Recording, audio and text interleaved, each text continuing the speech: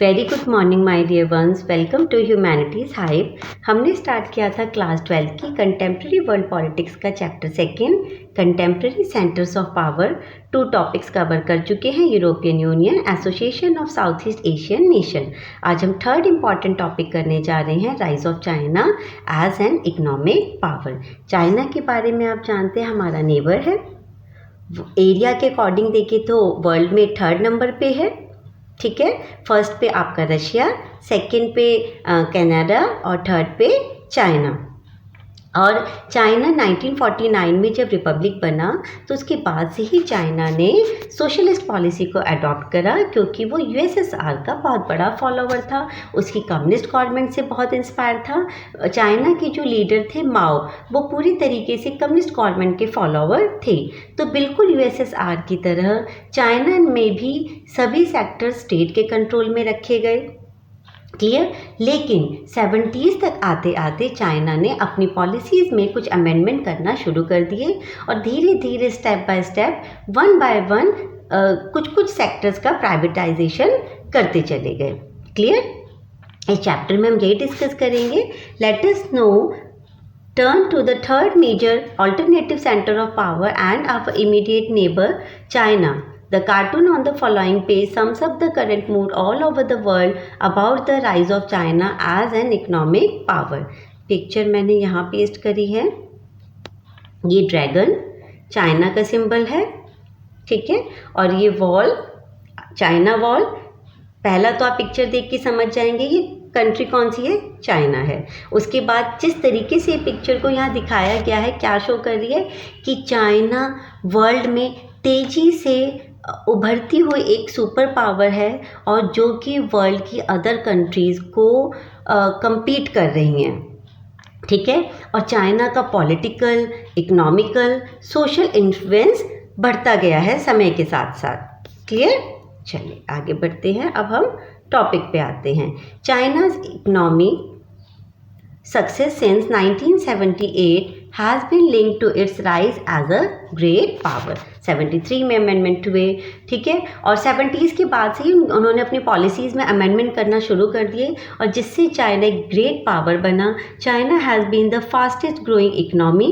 It is projected to overtake the US as the world largest economy by 2040। एक तेज़ी से बढ़ती हुई इकनॉमी है और 2040 तक वर्ल्ड की पावरफुल कंट्री बन जाएगी, लार्जेस्ट इकोनॉमी बन जाएगी, ऐसा चाइना का मानना है। जिस तरीके से वो अपनी पॉलिसीज़ के साथ आगे बढ़ रहे हैं कि वो यूएसए को भी ओवरटेक कर सकते हैं। The strength of its economy together with other factors such as population, landmark, resources, regional location and political influence add to its power in significant ways. और उसके डेवलपमेंट के पीछे और भी बहुत सारे फैक्टर्स हैं, चाहे उसकी पॉपुलेशन हो, ठीक है, लैंड मास अच्छा खासा है, नेचुरल रिसोर्सेज काफ़ी अच्छे हैं, रीजनल लोकेशन, जोग्राफिकल लोकेशन अच्छी है, यूनाइटेड नेशन की सिक्योरिटी काउंसिल में परमानेंट मेंबर है, जिससे उसका कहीं ना कहीं पॉलिटिकल इन्फ्लुएंस बढ़ता है। तो ये सारे फैक्टर्स भी उसको सुपर पावर बनने में एक इम्पॉर्टेंट रोल प्ले करते हैं। After the inception of the People's Republic of China in 1949, following the communist revolution under the leadership of Mao, its economy was based on the Soviet model। माओ के leadership के under वहाँ पे communist government आई 1949 में जब Republic बना, clear. और economy के लिए हमने कौन सा मॉडल अडॉप्ट किया, सोवियत मॉडल अडॉप्ट किया। ये अभी हम स्टार्टिंग में ही डिस्कस कर चुके हैं। All means and instruments of production and distribution such as factories, banks and commercial establishment under the ownership of state, जितने भी सेक्टर्स थे गवर्नमेंट के अंडर, स्टेट के अंडर। और similarly the state also took control of the railways, water transport, the agricultural land was distributed among the peasantry. Railway, water transport, agriculture सब state के control में थे। ज़मीनों को पीजेंट्स के हाथों दे दिया गया था, but there was great paucity of funds required to procure advance technology. और लेकिन चाइना को बड़ी बड़ी इंडस्ट्री इस्टेब्लिश करनी थी, टेक्नोलॉजी की ज़रूरत थी और कहीं ना कहीं उसके पास फंड की कमी थी, उसके पास रिसोर्सेज इतने ज़्यादा नहीं थे। There is no doubt that the Russian government help China a lot in those difficult year. और उस टाइम चाइना की हेल्प के लिए कौन आगे आया? रशिया आगे आया, क्योंकि वो चाहते थे कि हमारे नियर बाय जितनी भी कंट्रीज़ हैं वहाँ पे कम्युनिस्ट गवर्नमेंट स्टैब्लिश हो। और यही रीज़न था कि ईस्ट यूरोपियन कंट्रीज़ या चाइना जैसी कंट्रीज़ को Russia financially economically aid provide करते थे, जिससे वहाँ वो कंट्रीज़ उनके डोमिनेंस में रहें। The citizens had the right to work and the right to state assistance in old age and in cases of sickness or disability. बिल्कुल यूएसएसआर की तरह चाइना ने भी राइट टू वर्क दिया, ओल्ड एज हो या सिकनेस हो उसमें भी गवर्नमेंट पूरी हेल्प प्रोवाइड करेगी। Welfare organisation were form to render assistance to the poor, लोगों को वेलफेयर स्कीम्स दी गई, प्रोवाइड कराई गई। These welfare bodies fulfil the needs of poor people living in villages and town. China was remarkably successful in giving food, clothing, shelter and primary education to its people. लोगों की चाहे education हो, उनकी health हो या right to work हो, government ने हर फील्ड में लोगों की बेसिक नेसेसिटीज़ पूरी करने की कोशिश करी। क्यों? क्योंकि हम चाइना यूएसएसआर की पॉलिसी से इंस्पायर था, मार्क्स की पॉलिसी से इंस्पायर था, जहाँ पे इक्वालिटी की बात करी गई।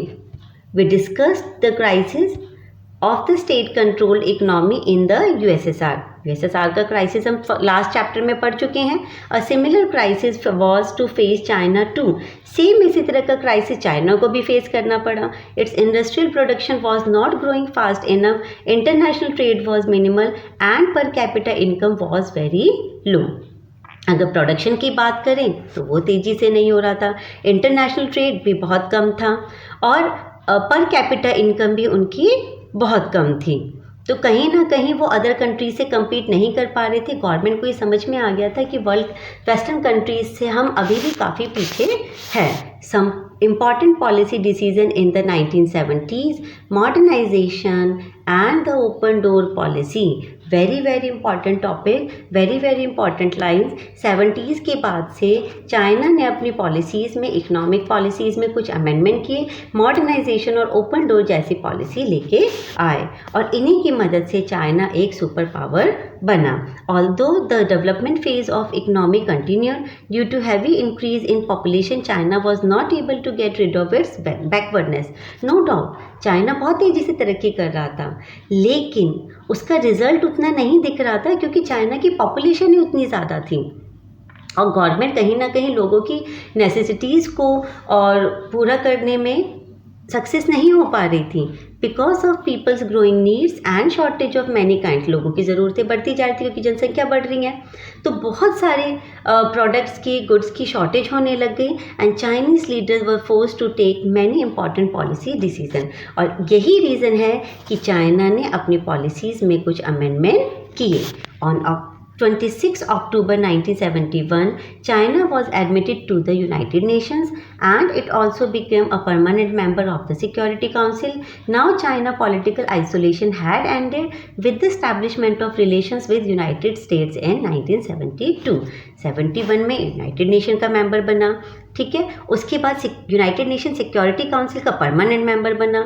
जब सिक्योरिटी काउंसिल का परमानेंट मेंबर बना तो पॉलिटिकल इन्फ्लुएंस ऐसे ही बढ़ गया क्योंकि वीटो पावर आ गई और चाइना का अब तक जो अदर कंट्रीज से आइसोलेशन था, अलग थलग पड़ा हुआ था, अब वो भी ख़त्म हो गया with the relation of United States in 1972. In 1973, Chinese Prime Minister Zhou Enlai proposed a program for modernization, agriculture, industry, armed forces and science and technology. Very important line. 1973 में for modernization policy कौन लेके आए? Agriculture में, industry में, armed force में, technology में चाओ N लाई। उसके बाद माओ died in September 1976. In 1978, China's powerful leader Deng Xiaoping announced a reformist and liberal policy. It was started to be an open door policy. Deng called it China's second revolution. और 1978 में Deng Xiaoping आए जो कि open door policy लेके आए और इसी को डेंग ने चाइना सेकेंड रिवॉल्यूशन कहा। तो 1973 में चाइना की चाओ एन लाई की 4 मॉडर्नाइजेशन पॉलिसी, 1978 में डेंग जियाओपिंग की ओपन डोर पॉलिसी। क्लियर? तो आप देख सकते हैं कि किस तरह से चाइना की गवर्नमेंट ने स्टेप बाय स्टेप प्राइवेटाइजेशन की ओर बढ़े। Privatisation and market economy, China followed its own path in introducing a market economy. The Chinese did not go for shock therapy but open there economy step by step. अपने China ने अपनी economy में market economy को adopt किया, privatisation को adopt किया, but USSR की तरह नहीं, यूएसएसआर की तरह शॉक थेरेपी को अडॉप्ट नहीं किया, बल्कि स्टेप बाय स्टेप एक एक करके वो अपनी पॉलिसीज़ में अमेंडमेंट करते चले गए। और यही रीज़न था कि जो क्राइसिस यूएसएसआर में आया, रशिया में आया, वो चाइना में नहीं आया और चाइना रैपिड ग्रोथ करता चला गया। The privatisation of agriculture in 1982 and was followed by the privatization of industry in 1998। धीरे धीरे एग्रीकल्चर, इंडस्ट्रीज, उन सबका प्राइवेटाइजेशन कर दिया गया।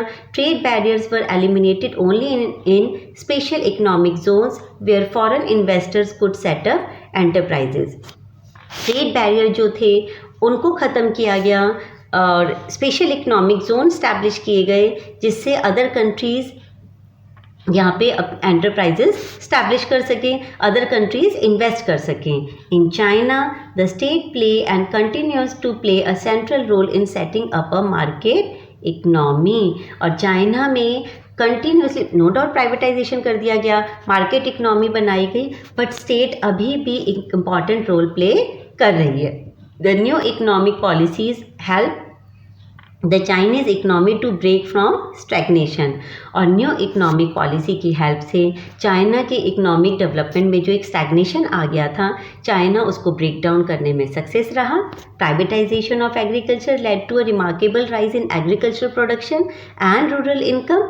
जब एग्रीकल्चर का प्राइवेटाइजेशन कर दिया गया तो प्रोडक्शन में तेज़ी आई, प्रोडक्शन में तेज़ी आई तो रूरल जो लोग थे उनकी इनकम में इंक्रीमेंट हुआ, और जब इनकम इंक्रीज़ हुई तो उनकी सेविंग इंक्रीज़ हुई, और सेविंग इंक्रीज़ होने की वजह से economy lead to an exponential growth in rural industry. और रूरल इंडस्ट्री में एक रैपिड ग्रोथ हुई। The Chinese economy including both industry and agriculture grew at a faster rate. फिर वो चाहे एग्रीकल्चर सेक्टर हो चाहे इंडस्ट्रियल सेक्टर हो, चाइना ने बहुत तेज़ी से तरक्की करी। China has become the most important destination for foreign direct investment.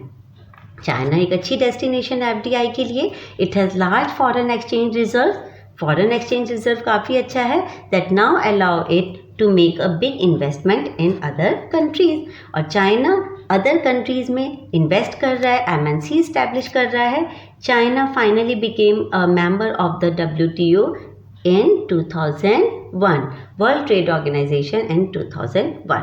China now decided to open its economy to many new areas। और धीरे धीरे अदर सेक्टर का भी प्राइवेटाइजेशन किया गया, लिबरलाइज पॉलिसी को अडॉप्ट किया गया।